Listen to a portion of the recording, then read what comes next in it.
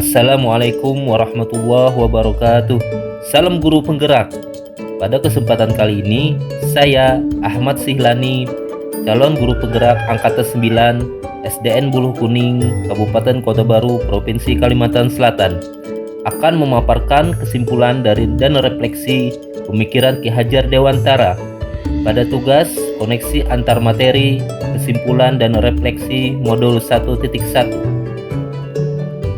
Saya akan merefleksi diri saya melalui 3 pertanyaan berikut. Yang pertama, apa yang saya percaya tentang murid dan pembelajaran di kelas sebelum saya mempelajari modul 1.1? Yang kedua, apa yang berubah dari pemikiran atau perilaku saya setelah mempelajari modul ini? Dan yang ketiga, apa yang dapat segera saya terapkan lebih baik agar kelas saya mencerminkan pemikiran Ki Hajar Dewantara. Apa yang saya percaya tentang murid dan pembelajaran di kelas sebelum saya mempelajari modul 1.1. Yang pertama, guru mendominasi pembelajaran atau teacher center. Dalam pembelajaran saya, terlalu banyak berceramah, siswa hanya duduk diam dan mendengarkan. Yang kedua, pembelajaran berfokus pada ketercapaian materi dan KKM atau mengutamakan aspek kognitif anak. Padahal ini saya sering lupa bahwa pendidikan bukan hanya soal mentransfer ilmu saja, tapi sejatinya ada aspek lain yang harus diperhatikan dalam belajar. Yang ketiga, guru kurang memahami karakteristik anak. Saya cenderung menyamaratakan anak dengan melakukan pembelajaran yang sesuai dengan zona nyaman saya, tanpa memperhatikan perbedaan anak. Yang keempat, siswa pasif dan motivasi belajar anak rendah. Saya sering merasakan saat saya menjelaskan materi, mereka lesu dan tidak bersemangat. Kemudian, saat saya menanyakan pada anak-anak apakah ada pertanyaan, mereka hanya diam. Yang terakhir, yang menjadi fokus utama saya adalah suasana yang tertib, tenang, dan anak-anak yang memahami materi. Berikut adalah gambaran suasana kelas saya sebelum saya mempelajari modul 1.1. Kegiatan belajar mengajar di kelas saya. Pembelajaran berpusat pada guru. Dalam proses pembelajaran, saya terlalu banyak berceramah. Kemudian, siswa hanya duduk diam dan mendengarkan.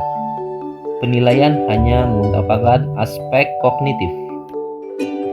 Apa yang berubah dari pemikiran atau perilaku saya setelah mempelajari modul 1.1 ini? Yang pertama, merubah pemikiran bahwa guru bukan merupakan satu-satunya sumber belajar. Apapun yang di sekitar kita bisa digunakan menjadi sumber belajar anak.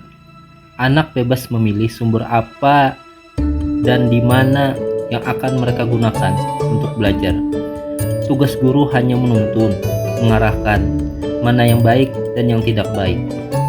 Yang kedua, pembelajaran berpusat pada anak atau student center.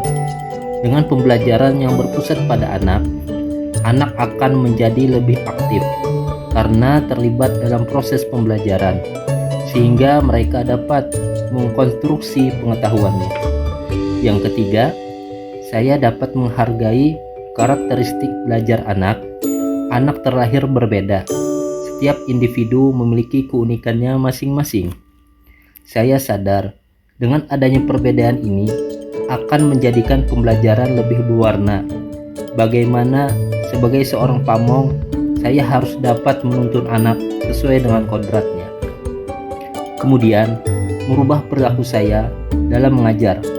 Antara lain, yang pertama, mengemas pembelajaran secara menarik agar motivasi belajar siswa meningkat. Yang kedua, memberikan kebebasan kepada anak untuk menyelesaikan setiap tugas sesuai dengan minat, bakat, dan kreativitas masing-masing. Yang ketiga, lebih cermat melihat bakat anak atau menuntun sesuai kodrat. Apa yang dapat segera saya terapkan lebih baik agar kelas saya mencerminkan pemikiran Ki Hajar Dewantara? Yang pertama, merancang pembelajaran yang interaktif dan menyenangkan dengan melibatkan peserta didik. Yang kedua, menerapkan pembelajaran berbasis kearifan lokal dan budaya setempat. Yang ketiga, menerapkan konsep merdeka belajar dan mengintegrasikan setiap pembelajaran dengan pencapaian profil pelajar Pancasila. Yang keempat, pembelajaran yang mengutamakan aspek budi pekerti. Yang kelima, menerapkan sistem AMOM atau pendidikan yang menuntun bukan menuntut. Yang keenam, pembelajaran yang sesuai dengan kodrat alam dan zaman. Yang ketujuh, mengintegrasikan permainan dalam pembelajaran.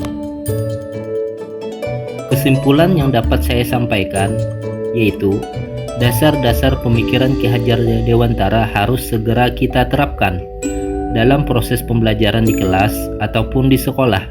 Di antaranya, pendidikan adalah menuntun anak sesuai dengan minat dan bakatnya. Pendidikan bukan hanya ilmu akademis saja, namun perlu penanaman budi pekerti yang baik. Pendidikan sejatinya adalah berhamba pada anak. Demikianlah pemaparan saya tentang koneksi antar materi, kesimpulan dan refleksi pemikiran Ki Hajar Dewantara. Mohon maaf apabila ada salah kata dalam penyampaian. Salam bahagia, salam guru penggerak. Wassalamualaikum warahmatullahi wabarakatuh.